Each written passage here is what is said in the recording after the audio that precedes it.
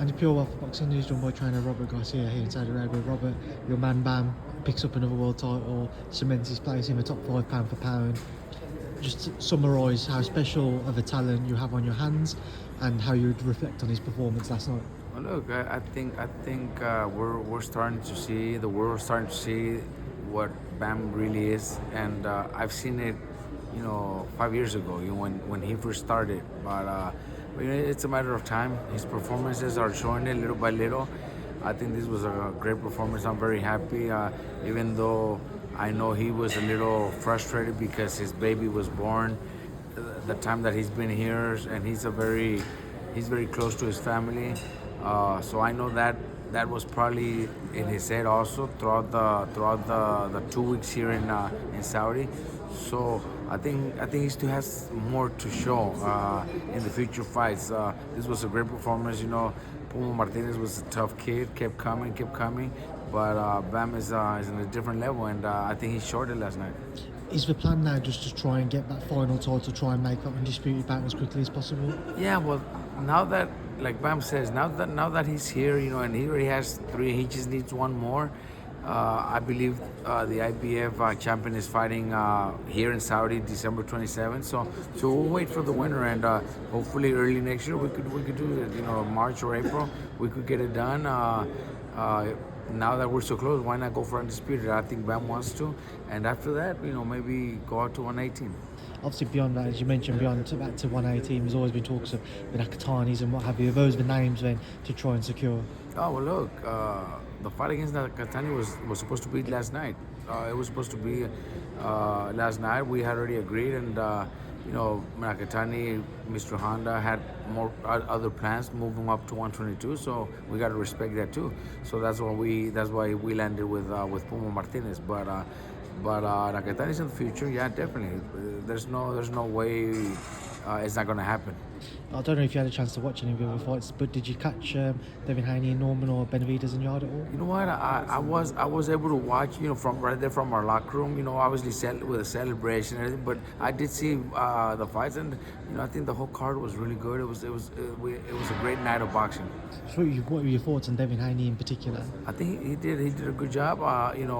I was my opinion was he's gonna box and try to just win round by round by moving like he did against Jose Ramirez. But no, he had some great moments, great exchanges, dropped Norman, and dominated the fight. I think it was still a good fight by Norman. Also, Norman did a great job, but it was a good performance for David Haney. And David Benavidez victorious last night, and after the fight he said Cinco de Mayo next year Correct. he's going to fight Zerdo Ramirez. What do you make of him moving up to cruiserweight? What do you make of the fight between Benavidez and Look, Zerdo? he's a Mexican monster. He's so fast, throws so many punches. He's unstoppable. That man is unstoppable, and I think he'll have a great fight against Zurdo Ramirez. Zurdo is Mexican, and it's going to be a Cinco de Mayo celebration, so it's going to be a great fight in Vegas. I believe it's in Vegas, so can't wait for that fight. But I think Benavidez is just in another level with his speed, his heart, his power. It's a different level. I think he's a special one.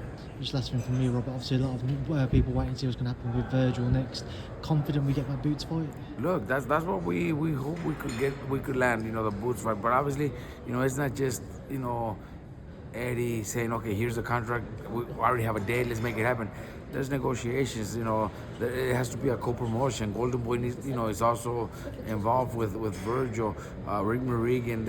There's so much things that need to be solved before just announcing, oh, we already got a signed contract. There's negotiations. It takes weeks, it takes months of negotiation. And if the negotiations go well, of course, 100%, we're ready for that fight. Just last one to round off on Anthony Joshua, someone you worked with previously, the Jake Paul fight. What do you make of seeing that? Can't wait to see that right hand land. It should. I think there's no doubt. I got to give credit to Jake Paul. He's a crazy man. He's a crazy man, but he's making a lot of money. I remember in the '90s, growing up, everybody was saying, "Would you get knocked out by Mike Tyson for $1 million?" And we all said yes. So this guy's probably gonna get knocked out, but he's making probably $50 million. So respect to him. He's earned his position where he's at. He's, you know, started boxing, and even though a lot of people don't call him a boxer, I think he's done the right thing. He's built himself little by little. You know, fighting big names. He beat Chavez Jr. and now he's fighting Anthony Joshua. That's huge, man. That's unbelievable. I gotta respect Jake Paul for doing stuff like this. More likely he'll get hurt, but for that kind of money, can't blame him either. Robert, I appreciate your time. Safe travels back home, and I look forward to catching up with you again soon. Thank you. Appreciate it.